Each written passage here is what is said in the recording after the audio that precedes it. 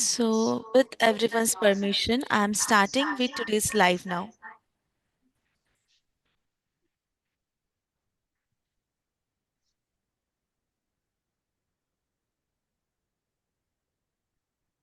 Greetings and a warm welcome to all the dignitaries present here.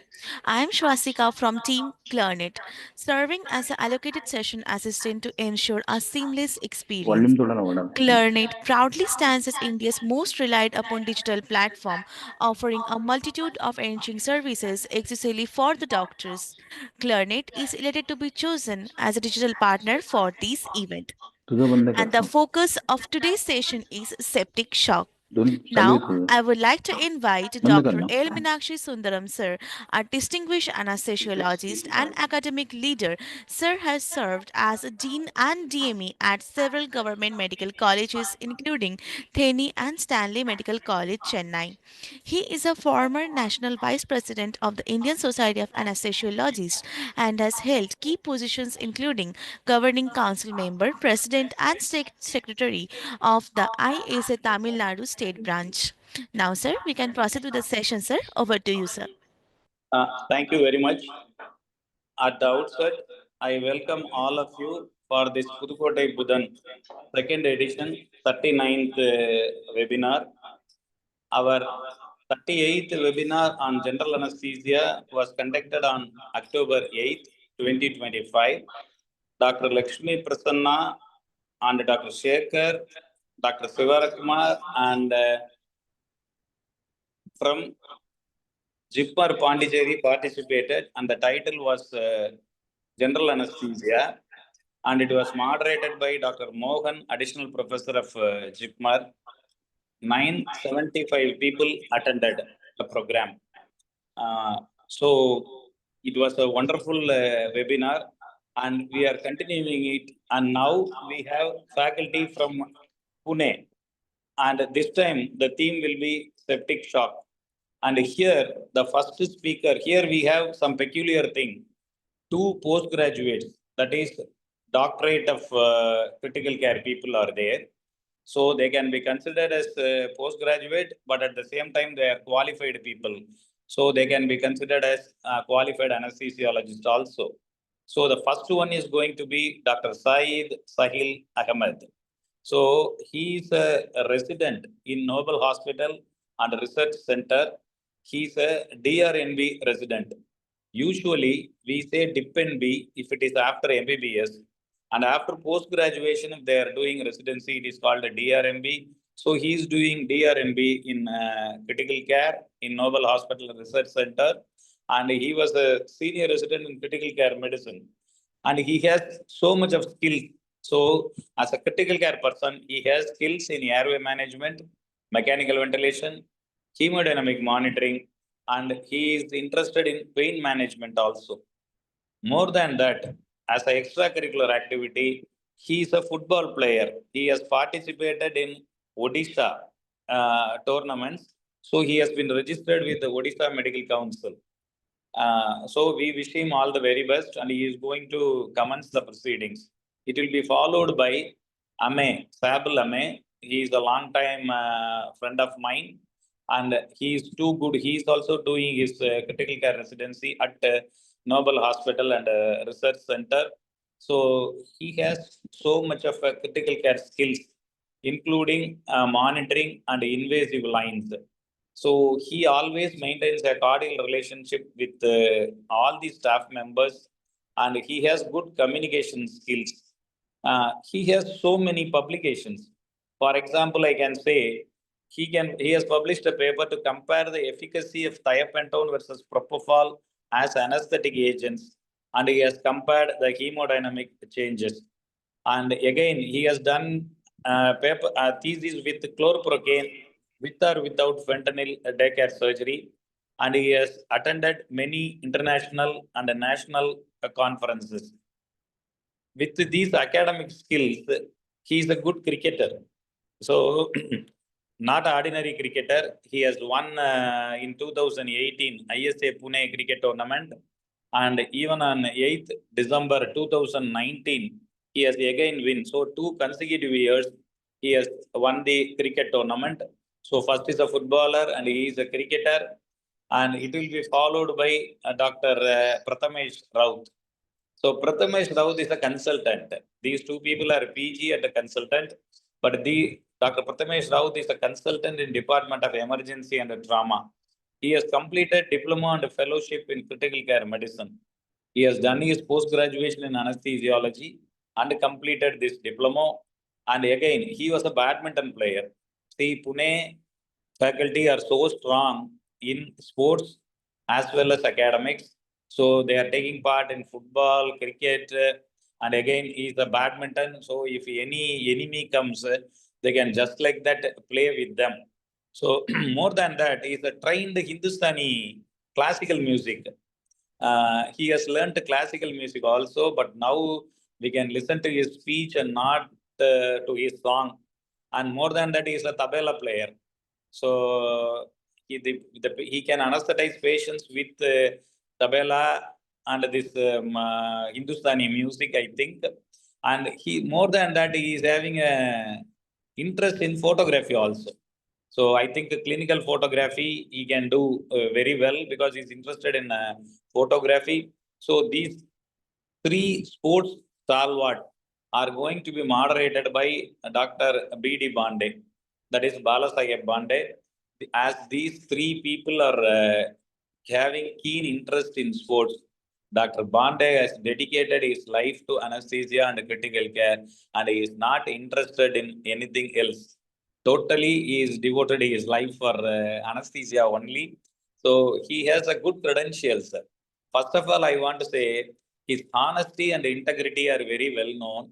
He will always abide the rules and regulations of any society as well as any land. He is a very strict disciplinarian, and usually we know the strict disciplinarians will not be so popular among the extra academic circles, but he is too good in his nature and he has done his MBBS from BJ Medical College, Pune, MD Anesthesiology also from Pune. More than that, he has done MD General Medicine also. So I think he is the only one in the entire country who possesses MD in general medicine as well as MD in anesthesiology. That is a rare combination, and it helps him in the critical care field. And his postgraduates and his assistants are also benefited by these two degrees. In addition to that, he has done European diploma in intensive care, and he is a fellow of Indian College of Critical Care. And another point, he is a lawyer. So he has finished a diploma in consumer laws and a diploma in medical legal studies. Now you know why he is not interested in extracurricular activities, because he has no time for that. And he is asking what is extra than curricular. And he has devoted so much of anesthesia in the curriculum. And because of that, now he is a joint director in critical care and emergency medical services, Noble Hospital and Research Center, Pune. It is a great post, and we are happy to have him here. And he is a senior consultant in critical care and anesthesiology naturally, because he is a joint director. In addition, he is a consultant for King Edward Hospital also. And more than that, he is a postgraduate guide and examiner, postdoctoral guide and examiner, because he is having two MD. And he is a reviewer in Indian Journal of Anesthesia, Indian Journal of Critical Care Medicine, and he was a secretary in Indian College of Critical Care Medicine. More than that, he is a vice president in national level in Indian Society of Critical Care Medicine. And he was the governing council member in the Indian Society of Anesthesiology. And I am fortunate to sit by the side of him as a GC member. But he, in spite of being sitting by the side of me, he is very intelligent and he is well versed with the rules and regulations. And with this introduction, now I hand over the session to Dr. Bande. Sir, please take it forward.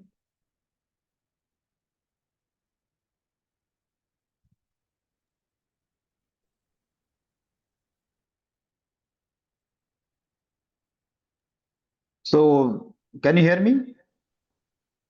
Yeah. So, Dr. Meenakshi Sundaram, thank you very much for this grand opportunity to our team to take part in your branch activities, which is running a well acclaimed national webinars for last so many years. and my team will try to present the given topics on sepsis and the relevant critical care. So our first presentation is going to be by Dr. Sahil, who will be speaking on the guidelines, and his emphasis will lie on 2021 onwards guidelines of surviving sepsis campaign. So, Dr. Sahil, can you start with your presentation? I thank ClearNet and local branch of US, Dr. Meenakshi Sundaram, for again this opportunity coming towards us. Thank you. We are So, fortunate to have you. thank you so much. And Dr. Sahil should be starting in a minute's time. So, thank you for the opportunity, sir.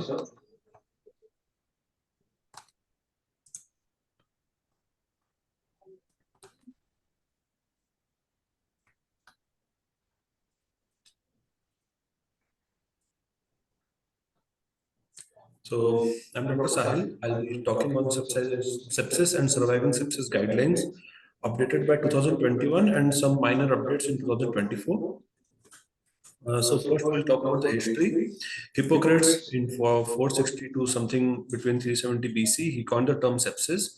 Then Joseph Lister came in 1827 to 1912. He was the founder of asepsis. Sir Alexander Fleming in 1881 to 1955, he discovered penicillin. Then Hugo Scott Muller, he was a German physician and microbiologist. He defined like sepsis is present if a focus has developed from which pathogenic bacteria constantly periodically invade the bloodstream in such a way that this causes subjective or objective symptoms. Surviving sepsis guidelines. These are the guidelines for the clinicians caring for adult patients. It also includes clinicians' decision-making capability, and it is intended to reflect the best practice. We'll be presenting in two formats here, like on the left side, the recommendations in 2021, and on the right side, we'll focus what are the changes from the 2016 recommendations. So in 2021, the first, it is recommended for every hospital to have a performance improvement program for sepsis. Recommended, and the scoring system that is used. So earlier, QSOFA was preferred, but now they're telling SIRS, NEWS, or MEWS can also be used instead of a single scoring system that is QSOFA. And for adults suspected of having sepsis, we suggest to measure blood lactate and suggest administering corticosteroids to adult patients with septic shock. And we should start treatment and resuscitation immediately. 30 ml of per kg of IV crystalloid fluids should be given within the first 3 hours of resuscitation, and it should be guided by dynamic measures, that is passive leg raise test and all. And the target should be to decrease the serum lactate in patients with elevated lactate levels. And capillary refill time is a technique which we should use to guide the resuscitation. We should target a mean arterial pressure of more than 65 millimeter mercury. And when a patient is presenting to the ER or to the OPD, so suspected sepsis, we should admit the patient within 6 hours to the ICU. And in infections, if there is unconfirmed infection, we should continuously reevaluate the patient and discontinue empiric antimicrobials if suspected. We should administer antimicrobials immediately, ideally within 1 hour, and we should take cultures before that. The rapid assessment of the likelihood of infections versus non-infectious causes of acute illness. We should rapidly investigate the patient, and then within 3 hours, we should give the antimicrobials. If there is low likelihood of infection and the patient does not have shock, we should avoid antimicrobials.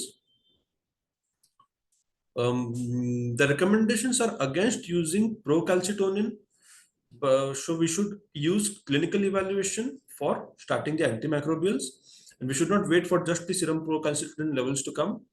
If there is high risk of MRSA, then we should give empirical antimicrobials who have MRSA coverage, and if there is low risk of MRSA, then we should give empiric antimicrobials who do not have MRSA coverage. If there is high risk for MDR organisms, then we should start 2 antimicrobials with gram-negative coverage. And if there is low risk of MDR organisms, then we should give only 1 gram-negative agent. And once the causative pathogen and the susceptibilities are known, we should avoid double gram-negative coverage. If there is high risk of fungal infection, we should start empiric fungal therapy, antifungal therapy. If there is low risk of fungal infection, we should avoid empiric antifungal therapy. There are no recommendations on the use of antiviral agents. Prolonged infusion of beta-lactams for maintenance should be given after an initial bolus, and we should optimize the dosing strategies of antimicrobials based on pharmacokinetic pharmacodynamic principles. We should rapidly identify any source for control, source to control the control, and if we should intervene.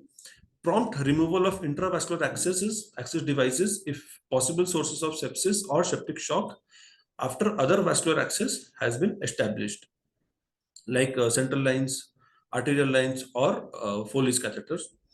Daily assessment for de-escalation of antimicrobial should be done, and preferably shorter duration of antimicrobial therapy are preferred. If optimal duration of therapy is unclear, procalcitonin and clinical evaluation should decide when to discontinue the antimicrobials. In hemodynamic management, first crystalloids are the first line fluid for resuscitation. Balanced crystalloids are preferred instead of 0.9% normal saline only. And albumin is preferred when there is a large volume requirement of crystalloids. Albumin should overall decrease the requirement, and we should avoid the starches for resuscitation and avoid gelatin also. Norepinephrine, that is NORAD, that we use is the first line agent over the other vasopressors. But other vasopressors are vasopressin, dopamine, epinephrine, and also in some cases that is newly coming up celepressin and angiotensin 2. If there is inadequate MAP even with norepinephrine, we should add vasopressin instead of escalating the dose of norepinephrine. And inadequate MAP despite norepinephrine and vasopressin, we should add epinephrine. For adults with septic shock, we suggest against using terlipressin. Septic shock with cardiac dysfunction and persistent hypoperfusion, despite adequate volume status and arterial blood pressure, we should either add dobutamine to norepinephrine or use epinephrine alone. And we should avoid using levosimendan in such patients. Invasive monitoring of arterial blood pressure should be done as soon as practical and if resources are available. Starting vasopressors peripherally to restore mean arterial pressure rather than delaying to put central venous catheters. And there is insufficient evidence on the use of restrictive versus liberal fluid strategies in the first 24 hours and in patients that still have signs of hyperperfusion and volume depletion after the initial resuscitation. Ventilation, there is again insufficient evidence to make recommendation on the use of conservative oxygen targets in adults with sepsis-induced hypoxemic respiratory failure. And in sepsis-induced hypoxemic respiratory failure, there is now preference of high-flow nasal oxygen over NIV, that is non-invasive ventilation. And there is insufficient evidence again on the use of NIV in comparison to invasive ventilation for adults with sepsis-induced hypoxemic respiratory failure. In sepsis-induced ARDS, we should use a low tidal volume ventilation strategy that is about 6 ml per kg tidal volume. And in severe ARDS, the upper limit goal for active pressure should be within 30 centimeter of water. In moderate to severe ARDS, we should use higher PEEP. In sepsis-induced respiratory failure, that is without ARDS, we should still use low tidal volume ventilation. We should prefer using recruitment maneuvers on a regular basis if there is not adequate ventilation. We should avoid incremental PEEP titration or the incremental PEEP strategy for recruitment maneuver that will cause hemodynamic instability. Prone ventilation for greater than 12 hours daily is needed, and intermittent neuromuscular blockers are used instead of continuous infusion. Veno-venous ECMO when conventional mechanical ventilation fails to maintain oxygenation, and administer corticosteroids to adult hospitalized patients with ARDS syndrome. We should also administer corticosteroids to patients with severe bacterial community-acquired pneumonia. With patients with less severe bacterial pneumonia-acquired pneumonia should be done. And we should avoid using polymyxin B hemoperfusion. There is insufficient evidence towards other blood purification techniques also. And the fluids can be given in a restrictive manner over liberal transfusion strategy. We should avoid using IV immunoglobulins. We should give stress ulcer prophylaxis with PPIs. Pharmacologic venous thromboembolism prophylaxis should be given over mechanical unless the pharmacological venous thromboembolism prophylaxis is contraindicated. LMWH over unfractionated heparin, and mechanical VTE prophylaxis in combination with pharmacological prophylaxis shows no proven benefit over pharmacological prophylaxis. In AKI, we should use either continuous or intermittent renal replacement therapy. Avoid using RRT if it is not indicated, and we should initiate insulin therapy at a glucose level of more than 180 milligram per deciliter. And we should avoid using intravenous vitamin C. If hyperperfusion induced lactic acidemia is there, avoid using sodium bicarbonate therapy to improve hemodynamics or to reduce vasopressor requirements. In patients with severe metabolic acidemia and acute kidney injury with a score of 2 or 3 AKIN, we should use sodium bicarbonate therapy. And for adult patients with sepsis or septic shock who can be fed enterally, we should start enteral feeding nutrition within 72 hours. Long-term goals and outcomes for sepsis survivors. We should discuss the goals of care and prognosis with patients and families. Address the goals of care early, that is within 72 hours. For adults, there is insufficient evidence to make a recommendation on any specific standardized criterion to trigger goals of care discussion. That means we should do it regularly. There is no specific time points. The principle of palliative care should be integrated into the treatment plan when appropriate to address patient and family symptoms and suffering. And palliative care consultation should be based on clinical judgment. For adult survivors, on discharge, we should refer to peer support groups. When between duties, there should be a handoff process of critically important information at transition of care. Over no such handoff process, and there is no such specific structured handoff tool not recommended over the usual handoff process. And we should screen the patients for economic and social support, including housing, nutritional, financial, and spiritual support, and make referrals wherever available to meet these needs.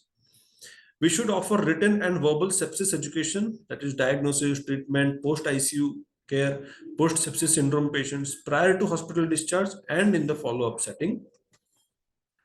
The clinical team should provide the opportunity to participate in shared decision-making in post-ICU and hospital discharge planning to ensure discharge plans are acceptable and feasible.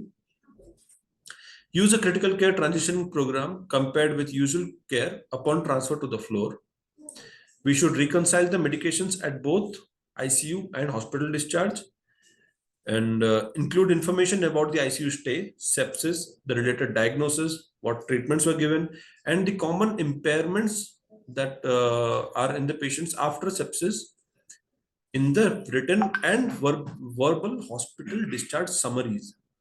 For patients who develop new impairments, hospital discharge plans should include follow-up with clinicians able to support and manage new and long-term sequelae.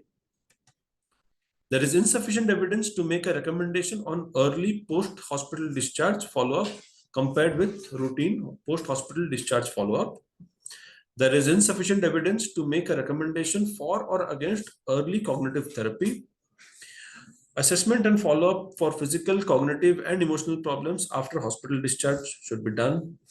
And the patient should be referred to a post-critical illness follow-up program if available. And if patient is receiving mechanical ventilation for more than 48 hours or an ICU stay of more than 72 hours, we suggest referral to a post-hospital rehab program.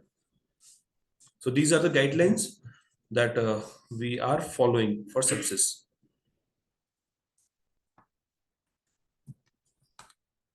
So, thank you, Dr. Sahil.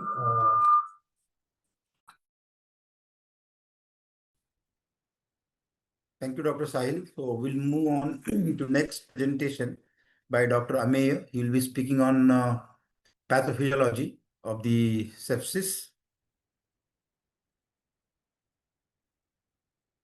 Dr. Amey.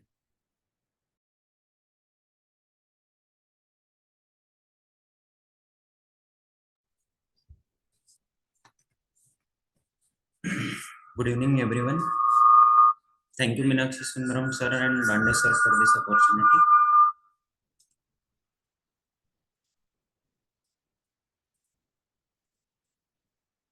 So now we'll see sepsis pathophysiology.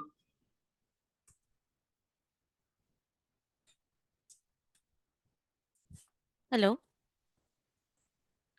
Hello. Hello. Am I audible to you?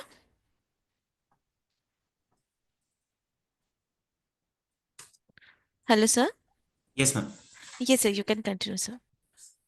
So for today's lecture, the outline will be definition, concept underlying pathophysiology, immune activation and dysregulation, endothelial microcirculation injury, coagulation and thromboinflammation, mitochondrial and cellular dysfunction, organ dysfunction and shock, clinical relevance and summary.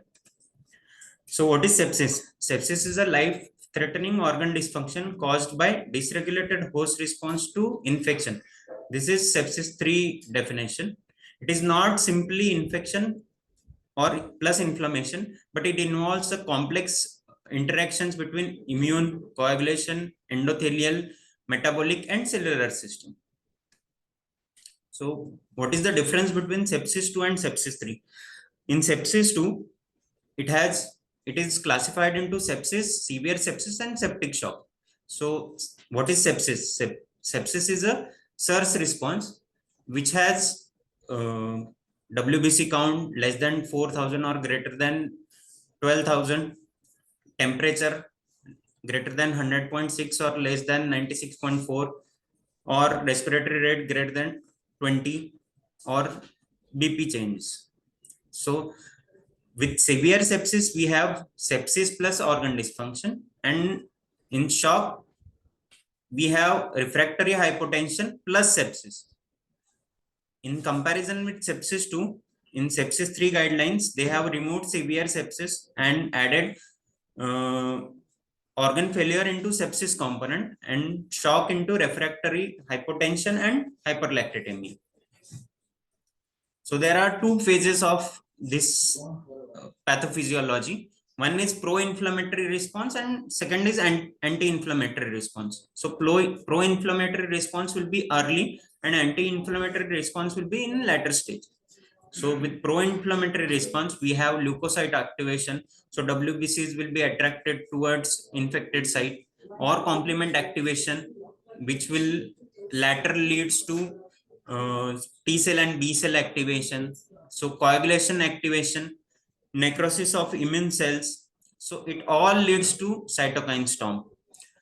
In latter stages, neutrophil, macrophages, natural killer cells, impaired function will lead to apoptosis of the cells, apoptosis of B and T cells and dendritic cells, leading to enhanced immune supply, plus expansion of regulatory T cells and transcription inhibition of pro-inflammatory genes will again lead to late changes in anti-inflammatory response.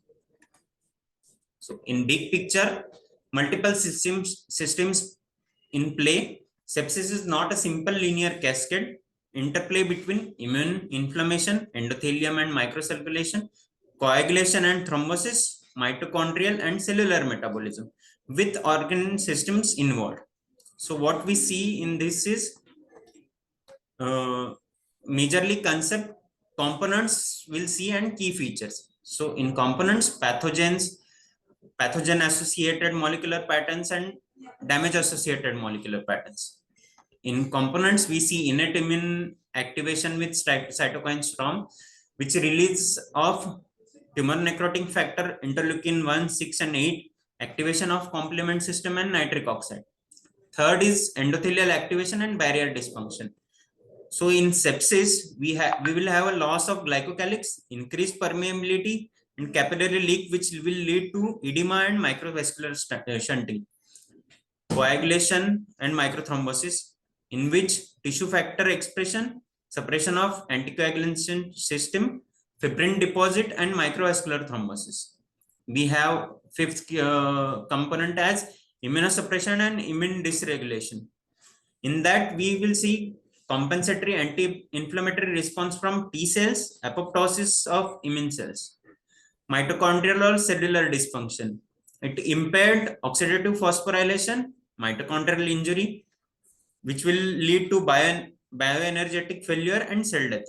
And lastly, we will see organ dysfunction and shock, which will lead to hypoperfusion, ischemia, metabolic derangement, lactic acidosis, and multi-organ failure.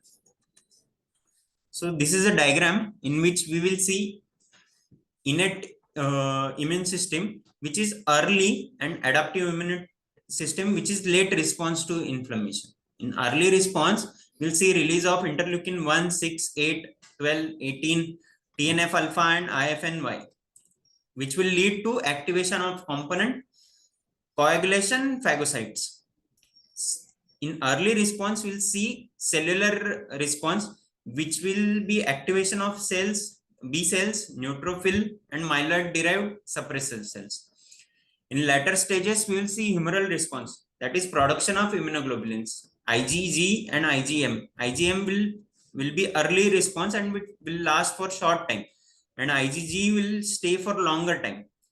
This all will be because of pathogen-associated molecular patterns, which will bind to toll-like receptors, and this is a pro-inflammatory response. In later stage, we will see anti-inflammatory response, which will be decreased of HLA-DR expression, T cell exhaustion, apoptosis of immune cells, which will be lymphocyte, monocyte, and antigen presenting cells. So with this response, either we will have a recovery or deterioration. So with the deterioration, we will have nosocomial infection, viral reactivation, and endotoxin tolerance. So this image shows PAM, how PAM is attached to toll-like receptors, which will activate NF-kB in the nucleus of the cell, which will release pro-inflammatory mediators like pro-IL-1 beta, pro-IL-18, and NLRP3 that will act as a fire response for caspase 1. In this, we will see P2X7R, which will get activated with NLRP3 response, which will have a potassium and calcium gradient, which will again lead to NLRP3, which will again fire activate caspase 1. So caspase 1 will make pro-IL-1 beta and pro-IL-18 converted to IL-1 and IL-1 beta. So this will eventually lead to activation of TH17 with the help of dendritic cell activation, and which eventually releases interleukin 17 and interleukin 22. So IL-1 beta will activate macrophages with monocyte recruitment and differentiation by M2 polarization, which will lead to apoptosis. So immune activation, recognition of pathogen or damage via pattern recognition receptors, so which will attach to toll-like receptor responding to PAMs or DAMs. Activation of innate immune cells like macrophages or neutrophils will release pro-inflammatory cytokines like TNF, interleukin 1, 6, or 8. That will again lead to activation of complement system, reactive oxygen and nitrogen species, concurrent compensatory anti-inflammatory response by IL-10, TGF, beta, IL-1R. Over time, immune exhaustion, apoptosis of lymphocytes, and impaired antigen presentation will be there, which will lead to immunoparalysis. So next will be endothelial and microcirculation. So in this, lipopolysaccharide and tumor factor will lead to activation of monocyte by either inflammatory response or coagulation response. So inflammatory response will have cytokines, chemokines, CAM, calmodulin, platelet activating factor, nitric oxide or ROS, which will lead lipopolysaccharides to leak the glycocalyx or loss of barrier function of the endothelium of the blood vessels. Again, there will be activation of coagulation system with factor 7, factor 9, 10, which will lead to fibrin clot, which will lead to make a clot formation. So microvascular heterogeneity of some capillaries underperforming, which will lead to shunting, that will lead to hypoxia for the patients. Coagulation and thromboinflammation, monocyte neutrophils expresses tissue factor, inhibition of, which will lead to inhibition of coagulation cascade. So platelet activation, neutrophil extracellular traps, which will contribute to formation of the clot, inhibition of fibrinolysis, disseminated microthrombi impair flow, worsens ischemia, which will lead to contribution of DIC. Immune dysregulation and immunosuppression, persistent activation leads to immune exhaustion, apoptosis, lymphocyte dendritic cell dysfunction, which will eventually elevate anti-inflammatory cytokines like IL-10, TGF beta, expansion of regulatory T cells.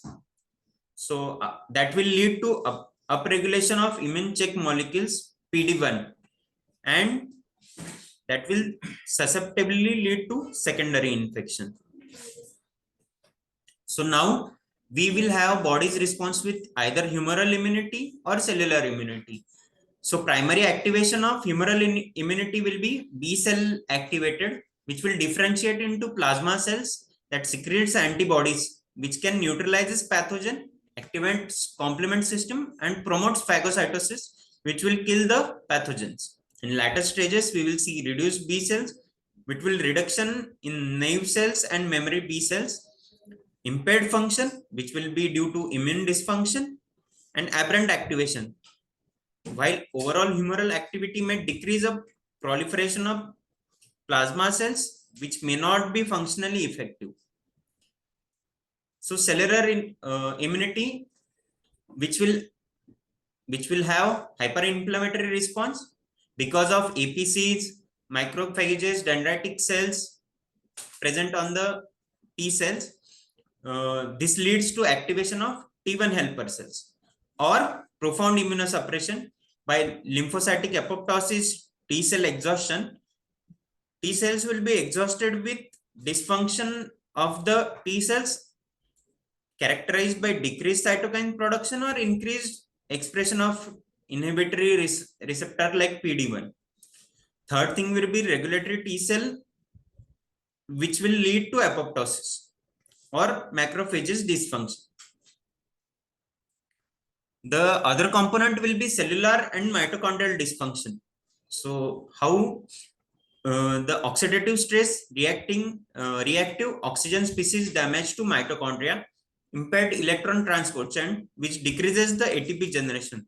So the energy will be low for the patients. Mitochondrial permeability, transition pore opening releases pro-apoptotic factors. Metabolic reprogramming, shift towards glycolysis and lactate accumulation. Inability to use oxygen, even the perfusion is restored, which is known as cytopathic hypoxia. So how cellular dysfunction will be there? So energy production will be less with the oxidative phosphorylation, is unable to perform by the body, leading to severe energy loss, which will lead to myalgia for the patients, oxidative stress, which leads by excessive production of reactive oxygen species, which can damage cellular component and trigger inflammatory pathway, or cell death by release of pro-apoptotic proteins, or metabolic imbalance with the failure of Krebs cycle lead to increased glycolysis, which generates lactate and contribute to metabolic acidosis, and calcium hemostasis with the increased cytosolic calcium levels. So now lastly, we'll see organ dysfunction and shock. So in this image, we can see mainly what organs will be involved and what will be the effect on the organs. So in cardiovascular system, we'll see vasodilation, which will lead to low stroke volume via nitric oxide, myocardial depression and relative hypovolemia, which will lead to hypotension for the patient. Secondly, we'll see liver. In the liver, we'll see cholestasis or hepatic dysfunction. In the kidneys, we'll see AKI.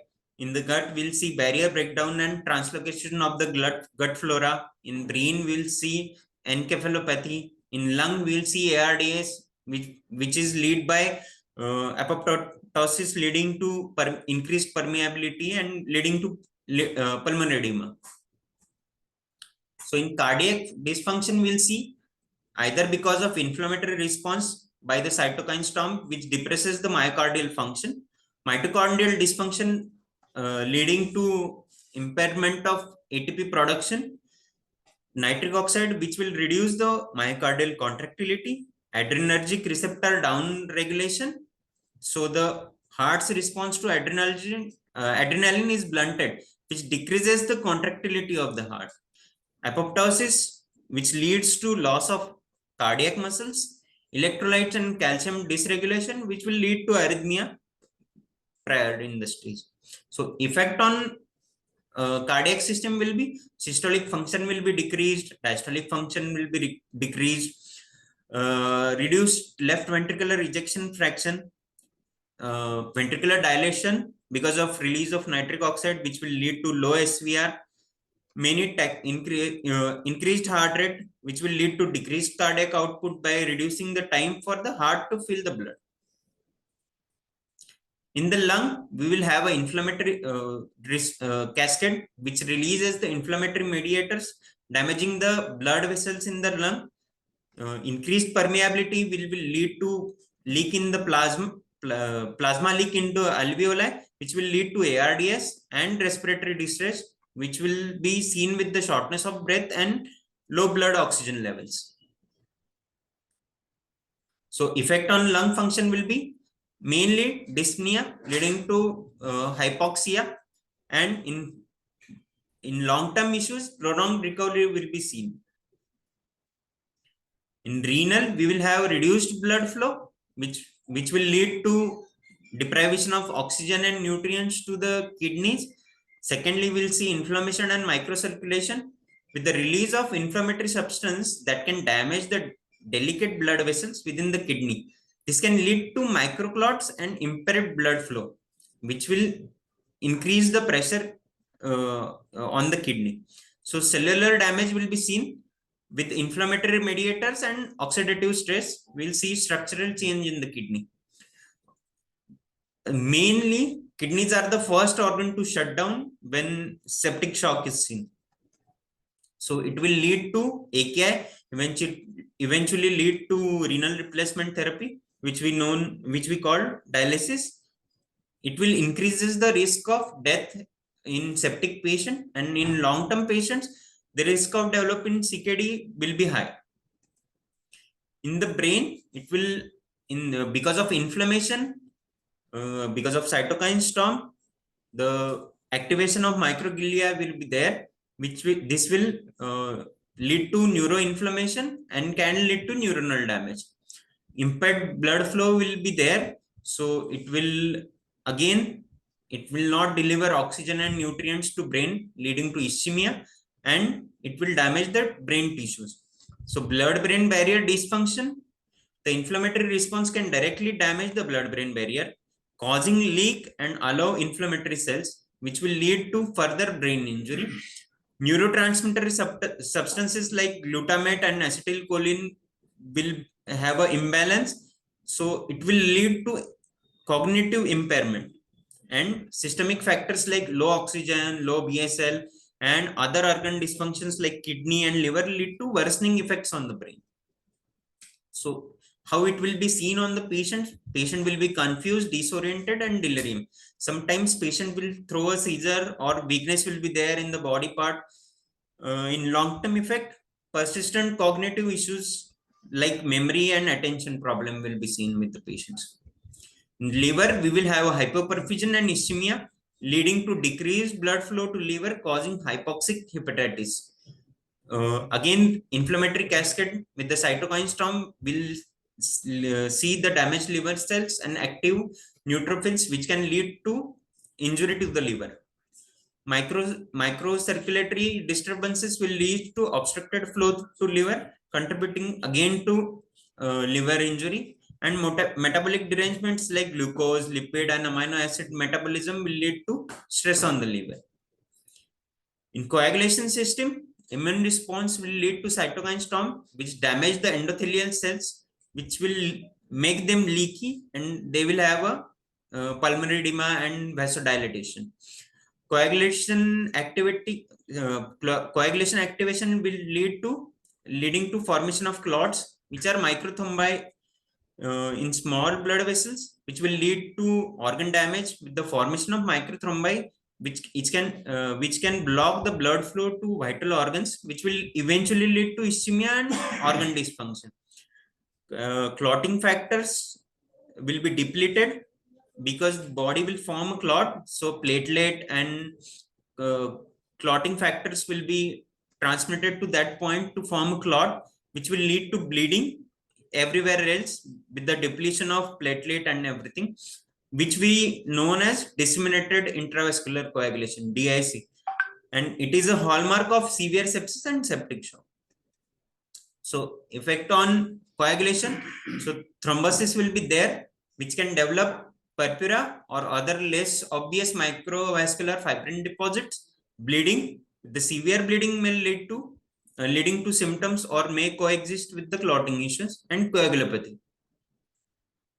In GIT, we'll see reduced blood flow leading to splanchnic vasoconstriction, which starves the gut of oxygen. So intestinal barrier damage will be there with sepsis. So the gut lining is damaged and increased cell death and decreased absorption of nutrient. So it allows gut bacteria to translocate and will have a leak of the bacteria, essential gut bacteria from the gut to bloodstream. So gut microbiome disruption will be there because beneficial bacteria are depleted and harmful bacteria might multiply in the number.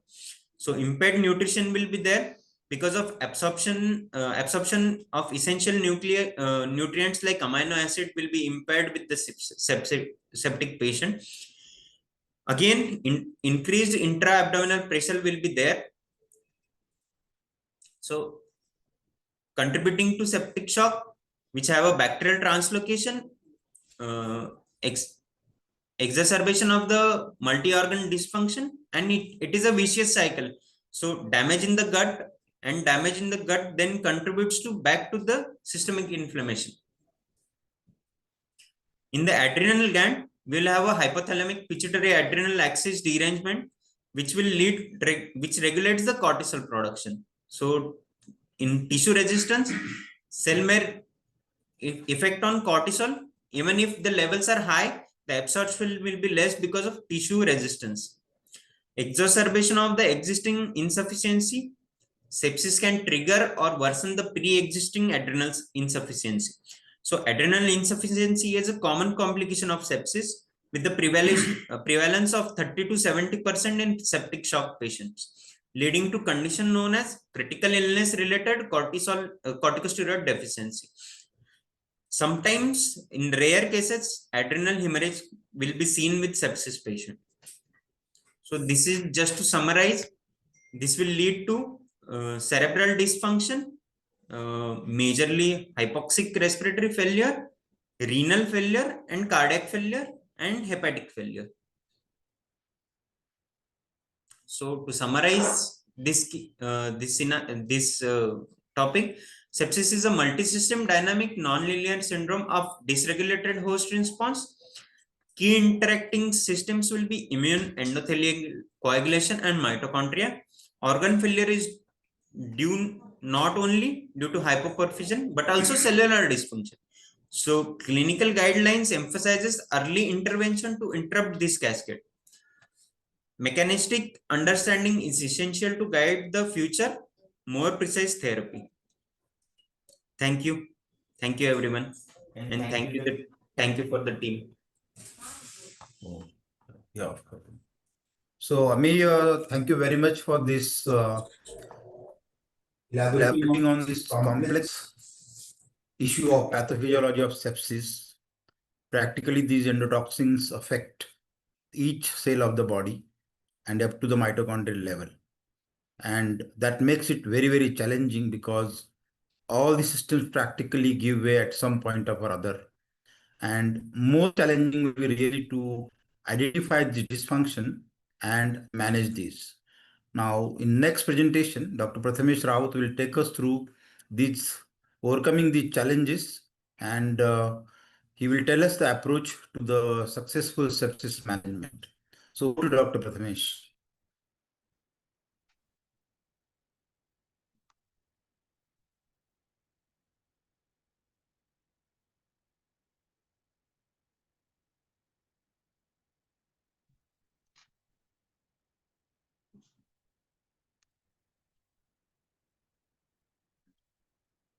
Good evening, everyone. Thank you for the opportunity, firstly.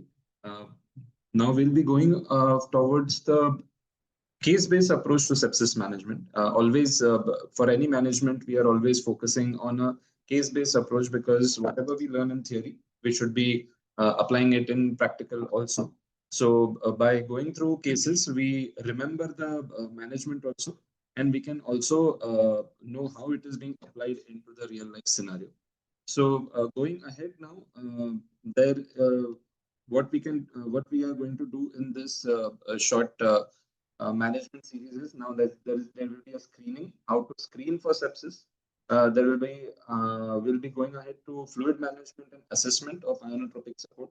We'll be going for hemodynamic stability, re-evaluation, antibiotic need for antibiotic, antifungal, antiviral, and also de-escalation of the same.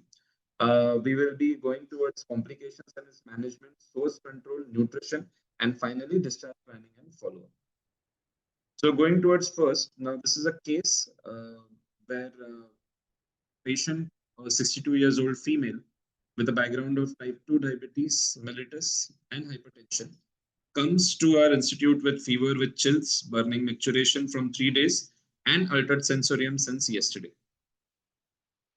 Going ahead towards its deeper history and clinical examination, we come to know that the patient is having high-grade fever for 3 days, and the maximum temperature presently is 103 degrees Fahrenheit. There is burning micturition, suprapubic pain, tenderness, reduced urine output, drowsiness and hypotension over last 12 hours. There is no cough, chest pain, or diarrhea. GCS of the patient is 13 out of 15. Patient is presently drowsy, febrile, tachypneic, vitals of 118 of heart rate, BP 84/54 with an MAP of 64. Respiratory rate is 28 per minute. Temperature is 102.8 degree Fahrenheit. SpO2 is 94% on room air. And there is suprapubic and right flank tenderness. Lungs are clear, and there is no presently any neurological deficit. So if we go towards this entire examination of the patient, we come to know that definitely the patient is in sepsis. Now, why am I so confident in telling that the patient is in sepsis? Because I have screened the patient. So for screening, what are we going to use? We use the SIRS criteria. We use QSOFA. We use SOFA score, and there are other warning scores like National Early Warning Score and Modified Early Warning Score. But the most practical thing which we do is we apply our SIRS criteria, and along with that, we apply QSOFA. And we see whether there are more than two criteria of the SIRS are present, more than two criteria of QSOFA is present in this patient, and we consider this as a probable sepsis. So this patient, which we have seen just now, definitely it scores everything on SIRS and QSOFA, and definitely we can very confidently say that the patient has already landed up in sepsis and associated with septic shock also. We can use SOFA score more better for as a prognostic indicator in ICUs, and National Early Warning Score and Modified Early Warning Score has been recommended by the Surviving Sepsis Guidelines in 2021. Going forward towards the management of this sepsis, we have differentiated this into initial management, management of complications, and discharge planning and follow-up. Going forward to the management of sepsis, the initial phase management, we call it as initial management or initial resuscitation. We include giving early antibiotics, we include lactate guided resuscitation, we include re-evaluation of the patient. Also, we include source control in this. So what do you mean by initial resuscitation? So initial resuscitation means the moment you find out that the patient is having sepsis. It can be in emergency, it can be in ICU, it can be in wards, it can be anywhere. The patient might be admitted for something else and landed up in sepsis inside the ICU also, inside the ward also, or a patient can walk in into the emergency department with sepsis. So if the patient is, you have identified that the patient is having sepsis depending upon the sepsis screening, we have to first look at the ABCs, which is always, we can never ignore ABCs into initial management and resuscitation.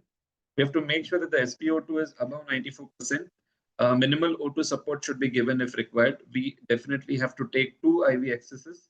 We have to go ahead with detailed history and examination for finding focus of the infection. And the best practice statement, as Surviving Sepsis Guidelines always says, sepsis and septic shock are medical emergencies, and treatment and resuscitation should begin immediately. So we have included 1 hour sepsis bundle in our initial resuscitation. And what does this bundle consist?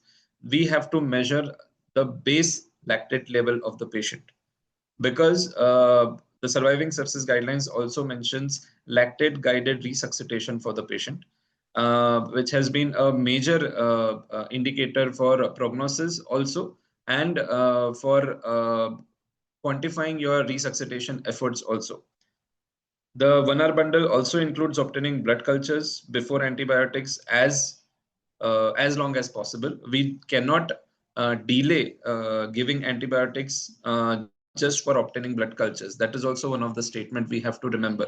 So if we can obtain blood cultures early and then give antibiotics, that's the best thing we can do for the patient.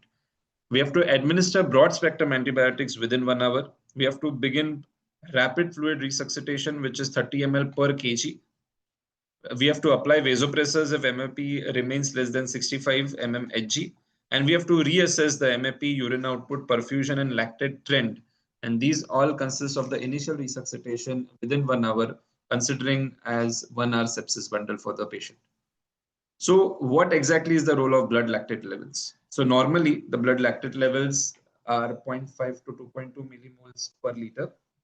The cutoff for sepsis is given as 2.5 millimoles per liter. And we should always remember, as we know the sepsis 3 definition, there has been inclusion of lactate levels into it for prognostication also, as well as for diagnosis of the sepsis also. Because this lactate is a marker for tissue hypoperfusion, and it is an impaired in oxygen utilization. So it is 66 and 83% sensitive and 80 to 85% specific for tissue hypoperfusion and impaired oxygen utilization in sepsis. The levels more than 4 millimoles per liter is a strong predictor of mortality. And at the same time, if we find that the patient is having rising lactates, it's the worsening. We should consider that patient as the patient is having worsening perfusion and the patient is having worse prognosis beyond that. So the diagram which we are seeing on the right side of the screen, it has a lactate trend diagram, and it is used for resuscitation monitoring. As we can see here, there should be at least more than 10% reduction every 2 to 4 hours in the lactate levels to justify your resuscitation efforts. So in case if the lactates are not reduced by more than 10% in every 2 to 4 hours, we should rethink your strategy for resuscitating this patient. Also, at the same time, we have to consider other clinical situations where the lactates can be raised.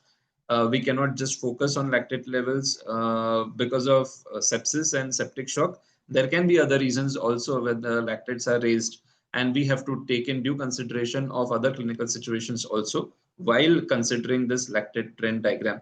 Therefore, there is no absolute value here. We have to see that there is reduction in 10% from the baseline level. So that is the most important point to be remembered. What is the role of fluids in sepsis resuscitation? We should remember that fluids are not a cure, but they are bridge to perfusion. While filling the tank, we should also remember that we should avoid overloading the patient with fluids. So what does fluids do? They restore bleed load, they restore stroke volume and organ perfusion. They are first line therapies before vasopressors. How much fluid should be given? Yes, the fluid should be given at around 30 ml per kg up to first 3 hours. Now, this is the most important statement here, because initially we have all studied that 30 ml per kg in first 1 hour is the sepsis bundle that we all know. However, we should consider that the resuscitation continues up to 3 hours, and there are cases and patients where 30 ml per kg in first 1 hour cannot be tolerated by all the patients. Therefore, how much amount of fluid is to be given should depend upon the dynamic objective measures for predicting fluid responsiveness, and fluid administration beyond initial resuscitation should be always guided by intravascular volume status and organ perfusion. The choice of fluids used here should always be crystalloids and balanced salt solutions like Ringer lactate. The dynamic parameters which we have always talked about to predict the fluid responsiveness includes the CVP trend monitoring, the invasive blood pressure monitoring, the passive leg raise test with cardiac output and pulse pressure variation, and echocardiography to judge the IVC measurement trends.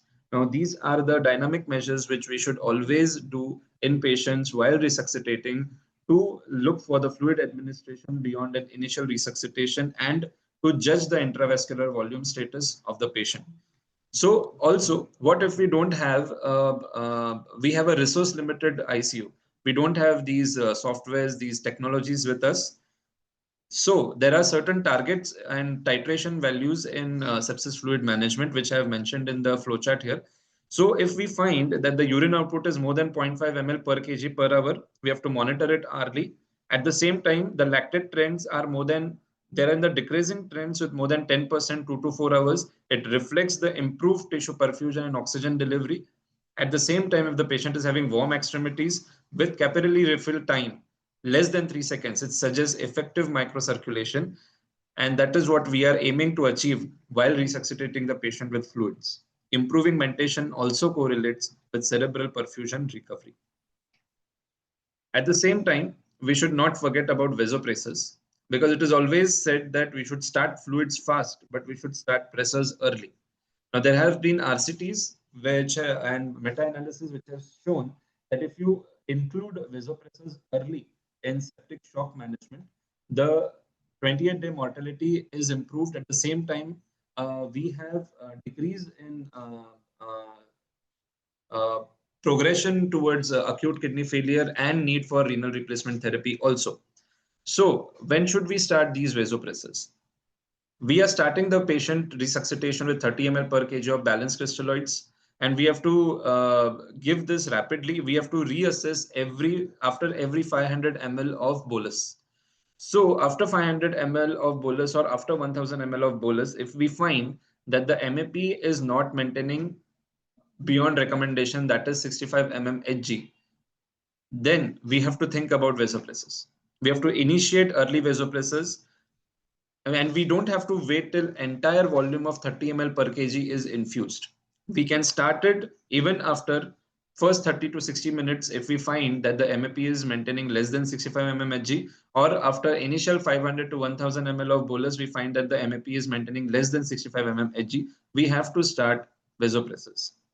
Also, at the same time, if the patient presents with profound shock, the initial MAP is itself less than 55 mm Hg, we can start the vasopressors immediately at the beginning, also along with fluid resuscitation.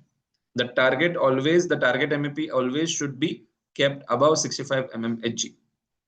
Now, what are the vasopressors or the choice of vasopressors? Always, it has been said and it has been given by the surviving sepsis guidelines also that noradrenaline is the first line agent. It is started as a low dose in emergency with peripheral access and shifted to central access whenever feasible. Second line of choice in vasopressors is vasopressin. When NORAD requirement is in the range of 0.25 to 0.5 microgram per kg per minute, we are expected to start vasopressin. The dose of it is a fixed dose of 0.03 units per minute. Maximum we can stretch up to 0.04 units per minute. Beyond that, there are certain issues of limb ischemia which has been seen with vasopressin use. Third line agent for adrenaline can be refractory septic shock. Also, a patient with myocardial dysfunction presenting along with septic shock, we have to start adrenaline, or we can use dopamine in along with noradrenaline that has been given. So these are the choices of vasopressors. These are the role of vasopressors and the exact timing when we should start the vasopressor during initial resuscitation. So going forward, we will be seeing certain MCQs here, just to revise our whatever topic we have seen before this. So the first question goes, once the perfusion goals are met, that is MAP is above 65 mm Hg and urine output is more than 0.5 ml per kg per hour, what is the next step to do in initial resuscitation? The choices are very clear. Continue fluid boluses every 30 minutes. Switch to maintenance restrictive strategy and monitor for overload. Stop all monitoring or start dopamine infusion. So if we go through the topics which we have learned before this slide, and we go through the options here, we could see that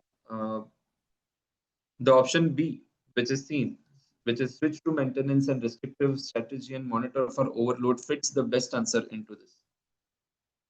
So next MCQ, if we go through, a key indicator of successful resuscitation is static CVP more than 12 mm Hg, more than 10% reduction in serum lactate with 2 to 4 hours, stroke volume variation of more than 15%, and decrease in heart rate by 10 beats per minute. If we go through the options, the clear answer here is option B. That is more than 10% reduction in serum lactates within 2 to 4 hours is the key indicator for successful resuscitation. Going forward to third MCQ, the vasopressor should be started when if the MAP is less than 65 mm Hg after full 30 ml kg bolus, MAP less than 65 mm Hg after 500 to 1000 ml fluids or severe hypotension, or after urine output drops to 0.5 ml per kg per hour, or after central line placement only. The clear answer here is MAP less than 65 mm Hg after 500 to 1000 ml bolus fluids or severe hypotension, we are supposed to start vasopressors. Going forward to the re-evaluation of the patient. Now this patient scenario has changed. Fever has settled. MAP is 68 mm Hg with the help of noradrenaline infusion plus ongoing fluid resuscitation. Blood cultures are being taken. Urine catheterization is done. Samples are sent for urine routine and culture. ICU bed is being booked and tracked. The patient still remains drowsy with GCS of 13 to 15. Vitals here, heart rate has brought down to 102. Respiratory rate is 20 per minute. SpO2 is 96% on room air. Patient still has suprapubic right flank tenderness. Lungs are still clear, and there is no neurological deficit yet. Going forward to the most important points, that is antibiotics. What are the roles of antibiotics in fluid resuscitation? The resuscitation, initial resuscitation of sepsis. So if we see, there is 7 to 8% increase in mortality for every hour delay in starting appropriate antibiotic. What do you mean by appropriate antibiotic? Now that is very important. we have seen that in the initial resuscitation, the most important point is history taking to find out the focus. So depending upon the focus and source of infection, we know what are the likely pathogens we should encounter in the presenting focus for the patient of infection. The right side chart which I have shown, it shows the probable source of infection and likely pathogens which we usually encounter during the particular organ sepsis or organ infection, which includes urinary tract, respiratory, intra-abdominal abscesses, skin and soft tissue infections, central nervous system infections, and catheter-related or line-related infections. So we have to cover the probable pathogens with empirical antibiotics given, and these should be given within 1 hour of shock recognition.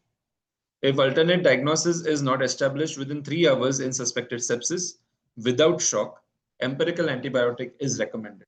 So what is the difference between these two statements? One patient who has presented with which is in clear sepsis with septic shock, we have to give antibiotics within 1 hour. Also, at the same time, we have to remember that we have to collect samples for blood cultures and urine culture, and also the specific source control culture within 1 hour, that is within giving the empirical antibiotic shot. Also, at the same time, there is another patient who has landed up with you with infection, which is in a probable sepsis criteria and without shock. But if we do not find any alternative diagnosis for his present condition, then empirical antibiotic is recommended even by the surviving sepsis guidelines within 3 hours of suspected sepsis without shock. So this is a slide which I have shared from Harrison's, and they give a general guideline up to the use of empirical antibiotic recommended depending upon the site-specific infection, and the consideration is given alongside. So we can refer this chart for easy decision making for choice of empirical antibiotic. But at the same time, we should remember that selecting an antibiotic entirely depends upon the present clinical condition of the patient. Even if the guidelines gives some beta-lactams or any monotherapy with fluoroquinolones, and if the patient is in severe sepsis with refractory shock, we are supposed to give adequate amount of antibiotic coverage with higher grade of antibiotics as an empirical therapy for that patient. So what do we have to learn from this is that the choice of antibiotic is important, the timing of antibiotic is important, and the choice of antibiotic definitely depends upon the present clinical situation of the patient. And it has to be empirically to cover the probable pathogens for that focus of infection for that patient. Going ahead with re-evaluation of this patient. Now, this is a part 4 scenario for the same patient. Presently, the fever of this patient is intermittent. The patient is having intermittent fever spikes. Labs are traced where we find that WBCs are 18,000. Procalcitonin for this patient is 56. Urine output maintained at 1 ml per kg per hour. We found that USG of this patient, there was right hydronephrosis with signs of pyelonephritis, right-sided calculus obstructing 14 mm. If we go for urine analysis, it is having pyuria with bacteriuria. There is ongoing NORAD support with the fluids as per dynamic parameters, and culture and sensitivity is awaited for this patient, and the BSL for this patient is 380 milligram per deciliter presently. So I have mentioned the use of procalcitonin here. We should remember that procalcitonin is a biomarker, and we can use this biomarker for as a baseline initially, and then for prognostication of the patient, also for decision making as to when to de-escalate the antibiotic for this patient. So that is an important point we should never forget for in resuscitation of sepsis and septic shock. Going forward to continued monitoring and treatment in ICU. Now, what we do in ICU is we have to narrow down antibiotics as per the culture, which we exactly call as de-escalation following the antibiotic stewardship for the patient. Fluid and vasopressor support as per lactate trend and guided by dynamic parameters maintaining hemodynamic stability, MAP of more than 65 mmHg. We have to initiate enteral nutrition for those patients who can be fed enterally, and the timeline for this is given within 48 hours. The target glucose control is very important for a patient in sepsis, especially ones with known case of diabetes mellitus. The targeted glucose control should be strictly between 140 to 180 milligram per deciliter. We have to definitely give pharmacological prophylaxis for venous thromboembolism. In patients not fit for pharmacological therapy, we can use mechanical thromboprophylaxis, and it is very recommended by Surviving Sepsis Guidelines 2021. We have to give stress ulcer prophylaxis, which is recommended. We have to maintain hemodynamic stability with MAP maintaining above 65 mmHg. We have to do source control, and we have to monitor for complications, and we have to treat these complications accordingly. Going ahead with role of de-escalation, it is always said that we have to start broad to save life. Definitely, life of this patient is important, but also at the same time, we have to narrow down to save future lives. Because if the bugs become resistant to empirical antibiotics, the future lives are in real danger. That is the concept behind de-escalation. And why does it matters? Because it prevents emergences of multi-drug resistant organisms. It reduces drug toxicity. It decreases the cost for the patient and hospital stay of the patient. And it also promotes rational antibiotic use following enhanced stewardship, antibiotic stewardship program. So what are the teaching pearls here? We should be smart enough to start broad. We should start empiric, and we should start early. That is within 1 hour. But we have to review this patient within 48 to 72 hours, because by that time, we are expected to get the culture sensitivity reports. De-escalation is a safety step, and there is no evidence which shows increase in mortality once we have de-escalated the antibiotic.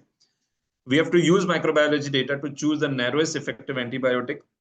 We have to always keep the duration of the antibiotic as short as possible.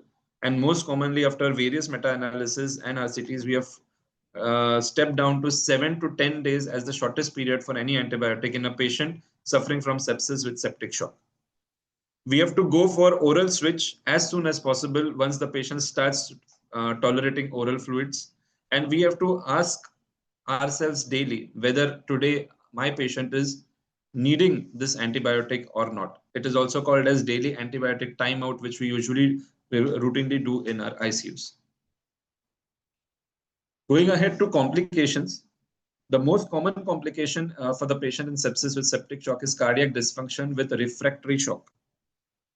It is defined as persistent hypotension where MAP remains less than 65 mmHg despite adequate fluid resuscitation, despite high-dose vasopressors, which is usually more than 0.5 microgram per kg per minute norepinephrine and equivalent.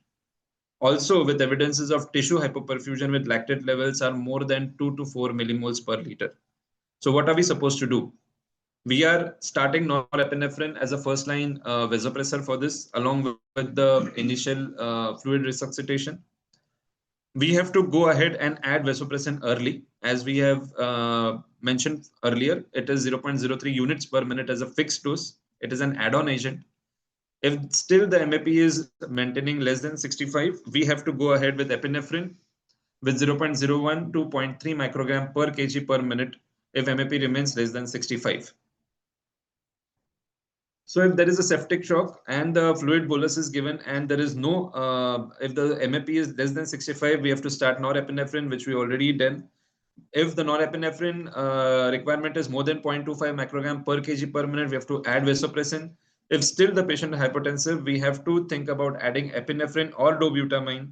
After adding this also, if the patient is in a refractory shock, then we have to add steroids. There is role of angiotensin 2 and there is role of methylene blue also in this patient. So angiotensin 2 has been recommended in Surviving Sepsis Guidelines 2021. However, it is still not commercially available in India. But the angiotensin 2 synthetic analog has been used, and it is seen that it is naturally, angiotensin 2, as we know, it is naturally occurring and it has a marked vasoconstrictor effect. However, in the RCTs which was conducted, there was no mortality benefit found with the use of synthetic derivatives of angiotensin 2 versus noradrenaline. But there was no clear difference of adverse events also which was found. So they have recommended that angiotensin 2 can be used as an adjunctive vasopressor along with noradrenaline in refractory shock. Methylene blue, as we all know, it inhibits nitric oxide synthase, which decreases nitric oxide production, and thereby it also decreases the overall effect of this methylene blue is that it restores the vascular tone and responsiveness to catecholamines for the patient. Still, if the patient is in severe myocardial dysfunction, we have to consider VA ECMO as a choice to maintain the cardiac function and pulling the patient out from the refractory shock. I have mentioned VANISH and VAST trial here, which are important because they are the source from which we have formulated this entire flow chart to manage a refractory shock. And they have VANISH and VAST trial both have shown a very effective way to use vasopressin early in the resuscitation, and it has been proven that renal replacement therapy, also refractory shock, has overcome when we have introduced vasopressin as a second line agent early in the resuscitation of sepsis and septic shock. Going ahead with ARDS, it develops in around 20 to 30% of sepsis patients, which is quite a number. And once it is developed, 35 to 50% of mortality is seen in such patients. As we all know, ARDS is difficult to tackle. We have to use lung protective ventilation for the same. We have to use ARDSNet protocol, that is ARDSNet protocol, where they guide us to use PEEP versus FiO2 table to maintain optimum PEEP for this patient of ARDS. We have to use recruitment maneuvers, and the right side diagram which I have shown, there is algorithm which we usually use in our ICUs for the management of ARDS, especially in sepsis. So definitely we have to think about the ventilation strategy, which is always low tidal volume, 6 ml per kg body weight, and it is called as a lung protective ventilation. We can go down still to 4 ml per kg. We have to maintain plateau pressure of less than 30 centimeters of water, and we have to give optimal PEEP for the patient. Adjunct measures is like prone positioning. Now that has been confirmed by ProSeva trial. Specifically when the PF ratio is less than 150, we have to make sure that we prone the patient. And as per the trials, there has been mortality benefits when the patients are prone for 16 hours for 28 days straight. There has been improvement in the oxygenation, ventilation, and PF ratio has improved. Neuromuscular blockade early in severe ARDS is recommended. And we have to evaluate for ECMO, that is the VV ECMO for severe refractory hypoxemia also for patients in ARDS, leading to improvement in oxygenation by VV ECMO. So what are the parameters to be monitored in ARDS? SpO2, definitely we have to target up to 88 to 95%. PO2, 55 to 80 mmHg. We have to make P-plat less than 30 centimeters of water. The driving pressure should be as low as feasible. It has been said that driving pressure should be maintained less than 15 centimeters of water, and lower the driving pressure, lower is the mortality of this patient. FiO2, as per the ARDS net trial, we have to maintain optimum PEEP. We have to consider the PEEP by FiO2 table also. Lactates, we have to keep in decreasing trend. SOFA and oxygenation index we have to monitor daily. So these are the parameters we have to monitor once the patient lands up in ARDS. Going ahead to acute kidney injury. This affects up to 2/3 of the patients with septic shock. Now, this is again quite a number for patients with sepsis and septic shock. Usually, it hits in the patient within 7 days of sepsis onset. This is the ICU management chart that we usually follow for sepsis in acute AKI, associated AKI. There is sepsis. We can consider the patient landing up to AKI when there is increase in serum creatinine with decrease in urine output. Where we exclude any other cause for decrease in urine output and increasing serum creat. That is very important. We have to optimize the hemodynamics of the patient by fluid load, by vasopressors. We have to maintain MAP above 65 mmHg. We have to give supportive care, including antibiotics for source control of sepsis, because that is the root cause for complications. And once we treat the sepsis and root cause effectively with antibiotics, the further complications also falls down. We have to avoid nephrotoxins once we have recognized the patient is landing up into AKI. We have to maintain euglycemia, and we have to initiate RRT early. Not early, it has been controversial again. There has been RCTs which has proven that initiating CRRT or RRT early has not given any mortality benefits to the patient also. but that decision again depends upon the present clinical situation of the patient. As we all know, why do AKI happens? It is basically because of renal hypoperfusion, microvascular injury, and altered metabolic function of the renal tubules. All this can be taken care of by early antibiotics, early optimization of hemodynamics, and avoiding any further nephrotoxins to the patient. So that is the main area which we have to focus while managing the acute kidney injury in patients with sepsis and septic shock. So the parameters to be monitored here again, MEP should be maintained above 65 mm Hg. Urine output should be maintained above 0.5 ml per kg per hour. We have to monitor creatinine and blood urea nitrogen as a daily trend. Lactate should be on a decreasing trend. Fluid balance, obviously, we have to go for avoiding positive balance. We have to maintain optimum fluid balance for the patient depending upon dynamic parameters. We have to go for correction of potassium, magnesium, and phosphates as an electrolytes on daily basis if required. And of course, the drug dosing should be with due consideration of patients going on CRRT or not. Once we reevaluate of this patient now, after maintaining and resuscitating the patients duly, we have come down to this scenario for this patient. It is the continuation of the same patient. Presently now, this patient is having no fever spikes. The WBC has come down to 8,000. Procalcitonin level is 2.5. The urine output is maintaining above 1 ml per kg per hour. The BSL has been reduced and it is 153 milligram percentage. The patient is off NORAD for more than 24 hours. The patient is mobilized out of bed. The patient is tolerating soft diet. RFT is on decreasing trends. The patient just required 2 cycles of renal replacement therapy. And now presently the patient is producing good urine and the urine is again clear. So we don't have any hemorrhagic complications also. So if we compare the first scenario and the fifth scenario of the same patient, now this patient has developed so many good things because of the proper resuscitation of this patient and the management of sepsis and septic shock with proper guidelines and decisions taken at the proper time. Once the patient is due for discharge, we should not forget about discharge planning and follow-up planning of this patient. We should recounsel the medication start for this patient at ICU as well as hospital discharge. We have to follow up with physician who can support and manage long-term as well as new sequelae of sepsis and septic shock for this patient. We have to do assessment and follow-up for physical, cognitive, and emotional problems of this patient. Also, there has been recommendation for post-hospital rehab programs for patients who have been in ICU for longer time and suffered sepsis with septic shock, went on ventilator. They have been off ventilators and they have been discharged from the patient now. So what are we supposed to consider? We have to consider hemodynamic clinical stability, which includes hemodynamic stability, adequate oxygenation, resolving organ dysfunction, source control, oral intakes, and appropriate antibiotics.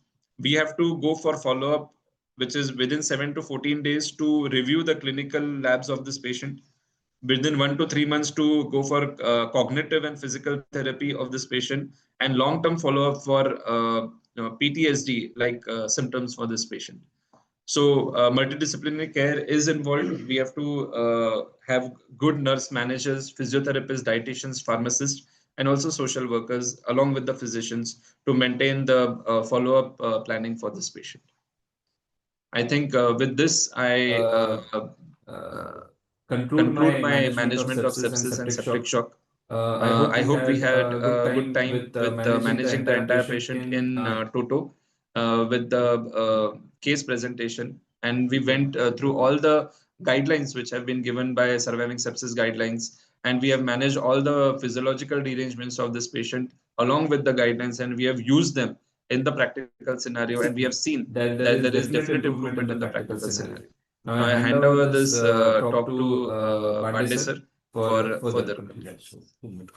Dr. Prathamesh, thank you very much for this comprehensive coverage. Dr. Sahil went through the guidelines and gave us the direction how the management of sepsis should be done.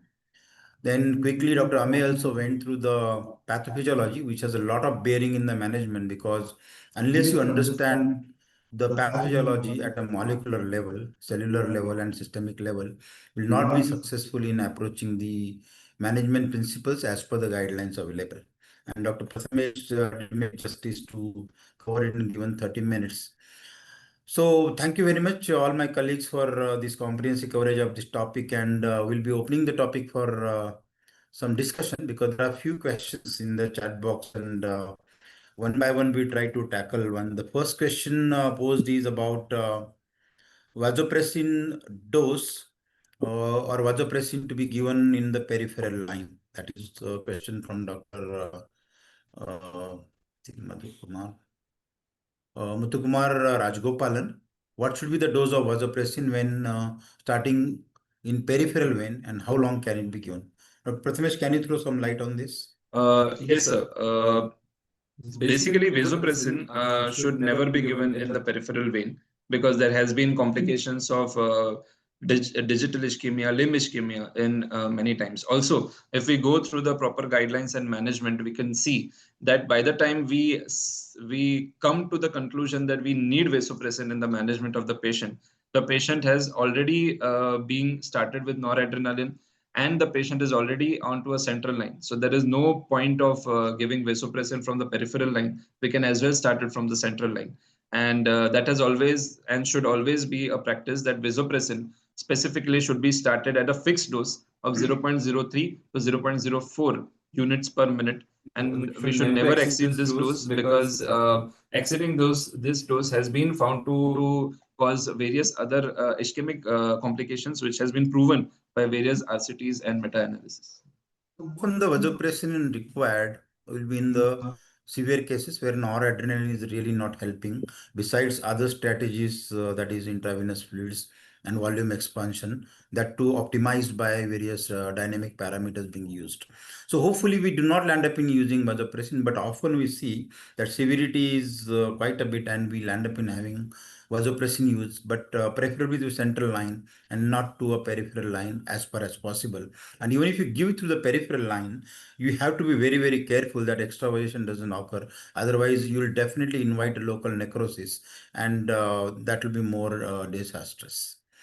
The second question was regarding antibiotic selection. Dr. Prathamesh did talk about antibiotic selection, but we'll reiterate and let's see what he has to say, because the question is, how will you select antibiotics when the patient is admitted? Sometimes use of broad spectrum antibiotics lead to antibiotic resistance in future. So tendency has been to have a broad spectrum antibiotics to be given right in the beginning, but let's hear from Prathamesh what he has to say. So definitely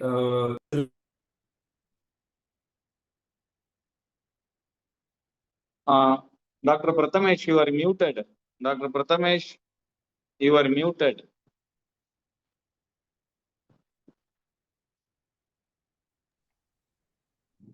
Am I audible, sir? Yes. Tell me. Right. So selection of antibiotics depends upon the focus of the infection. As I've already mentioned, that we have to go deep into the history. We have to go deep into the examination to find out what is the focus of the infection. And once we come to know the focus of the infection, we know what are the probable pathogens which can cause infection at that particular focus site. Also, at the same time, we also know what are the antibiotics which can cover these pathogens.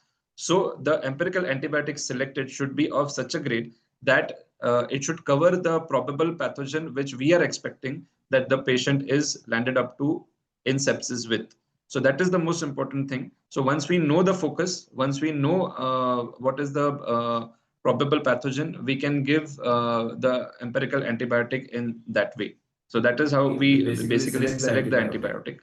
So each hospital I want will the definitely have moderator's their opinion. policies. So hospital antibiotic stewardship program and the severity of the sepsis, which both will come in for selection of antibiotic, because most often the sepsis is gram-negative sepsis, and in our hospital we generally, in a moderate sepsis, we start with piperacillin tazobactam, and if the patient is in severe shock and uh, sometimes meropenem may be the first antibiotic.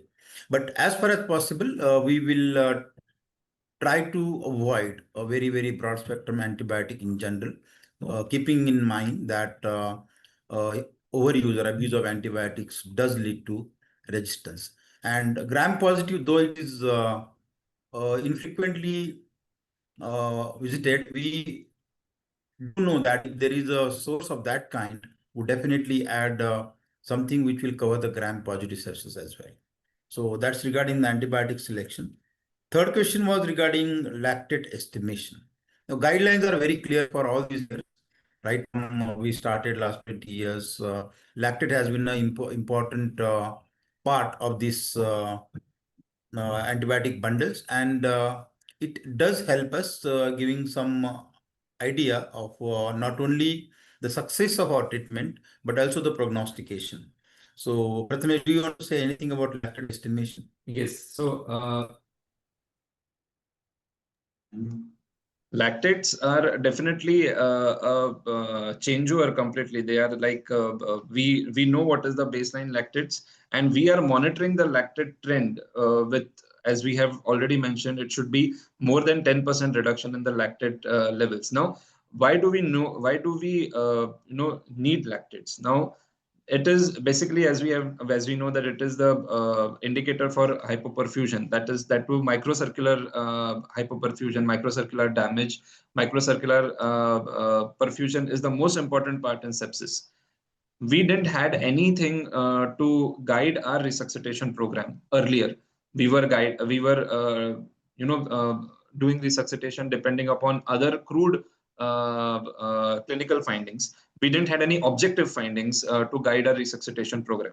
Now, lactate levels and trends of lactate has given us an objective thing to guide our resuscitation program in such a way that we don't have to wait for a longer time. Correct. So it remains one of the good guide to our successful management, and I think it is very, very essential. And guidelines clearly say that what are the targets level to be achieved. Third question was regarding noradrenaline, vasopressin, and adrenaline, that kind of a sequence.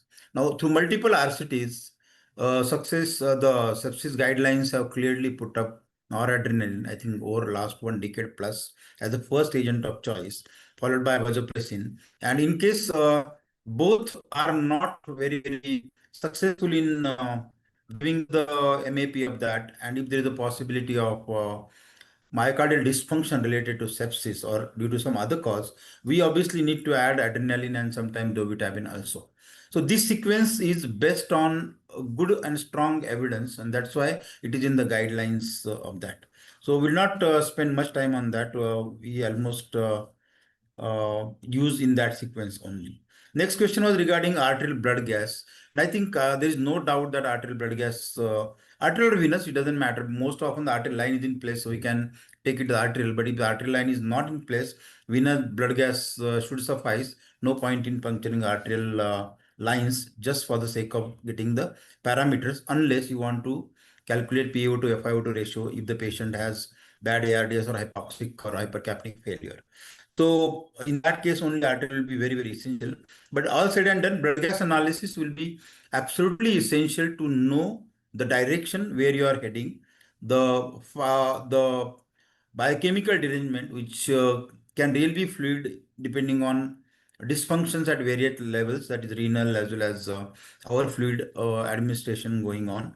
And of course, we are giving some other biochemical components which might affect this balance. So I think ABG is a must in the management of this. And if somebody is not using ABG, I think direction may get lost and will not be very precise in that. Next question was regarding cultures, culture negative sepsis. It is possible that we may not get yield of any organism isolation and sensitivity pattern through the cultures, but this will be based on the focus which you are coming across, then severity of the sepsis at that point of time, and of course clinical course of the patient once you have started something empirical in the beginning. And the empirical beginning of the antibiotics might lead to some change in the due course, typically after 48 to 72 hours, especially when blood culture has come negative. Depending on the course, if the patient is improving, we might persist with what you have started. If patient is not improving, you try to find out, is there any additional focus? Is there any gram-positive infection, which is in addition to gram-negative existing, and you may have a choice or a freedom to start or escalate the antibiotics in that particular scenario. So, Prathamesh, do you have any specific point in brief to be said about this?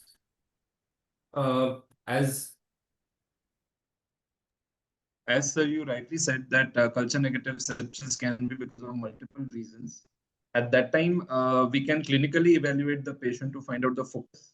And once we know what are the clinical involvement of the system, clinically, depending upon the signs and symptoms of the patient, we can select the empirical antibiotic accordingly and move ahead with the resuscitation of this patient. The next question is regarding methylene blue. Now, though it is not part of the advised guidelines so far, there have been studies, multiple studies actually about methylene blue. It's a nice drug to be used and has shown some positive benefit in this, and we have been using it for other indications. But in this particular scenario, if at the discretion of, I think, consultant or user, it can be there, and I think around 2 milligram per kg initial slow bolus followed by 0.5 milligram per kg over uh, 1 hour, so 4 to 6 for about 48 4 to 6 hours, and we might review whether we actually are benefiting or not, but it's not a typical part of this. So Prathamesh, do you want to add anything in this? Yes, sir. So as we have initially discussed, that methylene blue basically increases the vasoplasia, which we have seen in the sepsis and septic shock. It makes the our peripheral systems more alert to the vasoconstrictors which we are using. So basically, it is going to improve the effect of vasopressors in the septic shock, so that the need for vasopressors comes down. That is the basic logic where methylene blue is introduced. However, still it is not the part of guidelines given by the Surviving Sepsis Guidelines 2021. However, its effect has definitely been proven. And as far as dosage is concerned, we know that it is given as 1 to 2 milligram per kg IV, slowly over 40 minutes, 30 to 40 minutes. We can also give it in infusions of 0.25 to 0.5 milligram per kg per hour. We have to make sure that the cumulative dose does not go above 7 milligram in 24 hours. At the same time, we have to make sure that the patient is not G6PD deficient before starting methylene blue. So these are certain things which we need to consider before starting methylene blue as an agent in sepsis with septic shock. So these were the questions in chat box, and we'll be free to have any other question. Dr. Meenakshi Sundaram, up to you now. No, obviously, see, your clinical expertise is well known that you have performed very well in answering all the questions. Some questions would have been asked for the benefit of all the delegates, the postgraduates and the younger generation, and you have answered all the questions very well. So if there are no questions, so another one question has come up right now. Can we use ringer lactate for resuscitation? Ringer lactate is always the preferred fluid of choice in management of sepsis with septic shock, because it is a balanced fluid solution which we say. Once again, And probably ringer lactate has always Dr. been Prathamesh, the choice Dr. of Prathamesh, fluid which we use for hypotensive shock, sepsis shock, or any other shocks to improve the Dr. Prathamesh, The probably, reservation shown about sodium chloride 0.9%, which we have been all the time using, is with two reasons. One is hyperchloremic acidosis might worsen the existing metabolic acidosis, and secondly, there have been some AKI associated with extra chlorides going in the circulation. So these are the two, and the balanced salt solutions. And the first one is ringer lactate. Of course, now we have in the market many other balanced salt solutions which are on the higher cost but available, and some people have shown preference. Some studies have shown superiority of these balanced salt solutions, which do not have lactate but have acetate, malate, and other ah, anions, from which typically help us to avoid moderator, lactate sir, in the infusions which are going on. moderator, sir, But the studies have question, not shown that the ringer lactate or the lactate containing fluid going for the volume resuscitation has any really deleterious effect just because lactate is there. So time being, if you want to be little cost considerate, one can have ringer lactate being used as a balanced salt solution primarily, but sodium chloride in a limited volume and other balanced salt solutions which have no lactate in that also can be considered at the discretion. Now I want to ask you, moderator sir, Yeah. if ringer lactate and ringer acetate is available, which one you will prefer as a first line for resuscitation? If both are available, acetate will be better. Because If the question acetate, would have been asked, knowing fully well, just because as you have answered that lactate is there, whether can it increase the lactate? You have answered that also. It will not produce a significant increase. But if acetate is available, right? If liver is working well, this lactate will be converted into bicarb, or else it can increase the lactate level. So even that the question asked by the person, he would have been aware, but he wants some clarity. So clarity has been given by you. right. Over.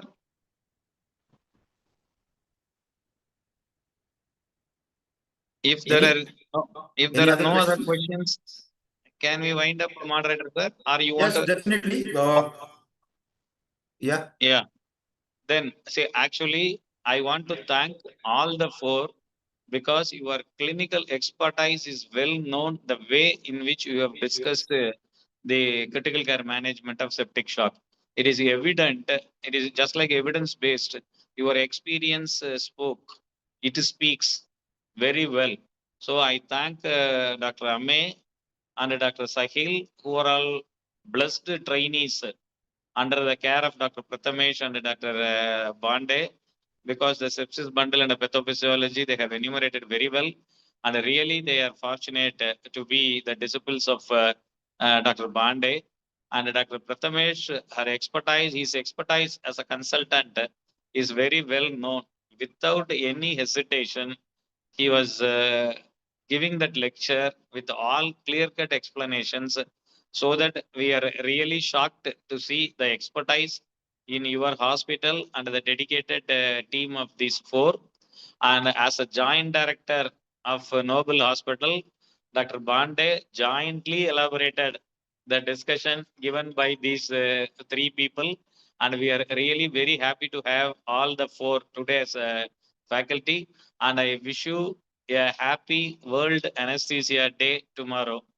And I hand over the session to Clearnet for the concluding remarks and closure of the session. So, thank you so much, sir, for giving us this opportunity to host the session. And I really hope that you all had a seamless experience. So, with everyone's permission, I'm concluding the session in here for today and looking forward to host you again. Thank you so much. Thank you. I will call all of you tomorrow morning. Thank you very much. Thank you so Okay. much. Good night. Thank you and good night.